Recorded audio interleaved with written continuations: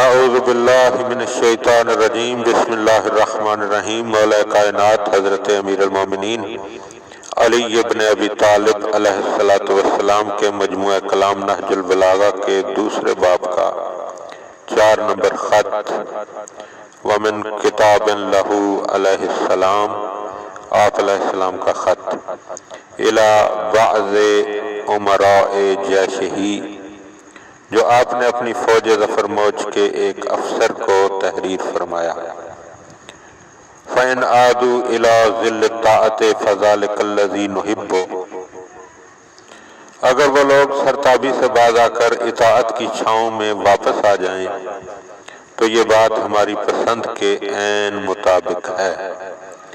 وَإِنْ تَوَافَتِ الْأُمُورُ بِالْقَوْمِ إِلَى الشِّقَاقِ وَالْعِصْيَانِ، اور اگر یہ گروہ محض مخالفت اور نافرمانی ہی پر ایکا کر لے، فن حد بمن اطاعکا الی من عصاکا، تو تم فرما برداروں کو لے کر نافرمانوں کے مقابلے میں اٹھ کھڑے ہو۔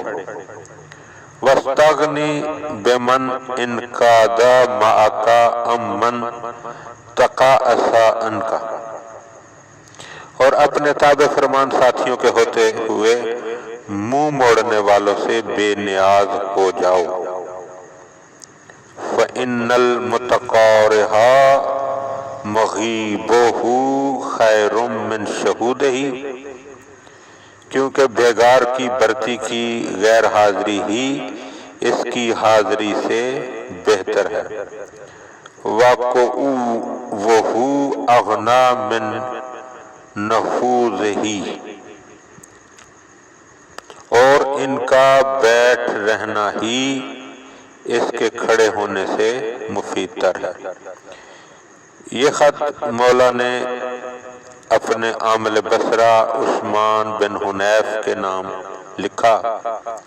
جناب عثمان بن حنیف حضرت امیر المومنین کو اطلاع دیتے ہیں کہ طلحہ اور زبیر نواح بصرہ میں خیمہ زن ہو چکے ہیں، تو ان کے جواب میں آپ نے طلحہ اور زبیر سے نمٹنے کا طریقہ کار بتایا، جس کی وضاحت کی جائے تو بلاغت کا خون ہو جاتا ہے۔ آپ کی ایک ایک لفظ کا مفہوم آفتاب نصف النہار سے زیادہ روشن ہے۔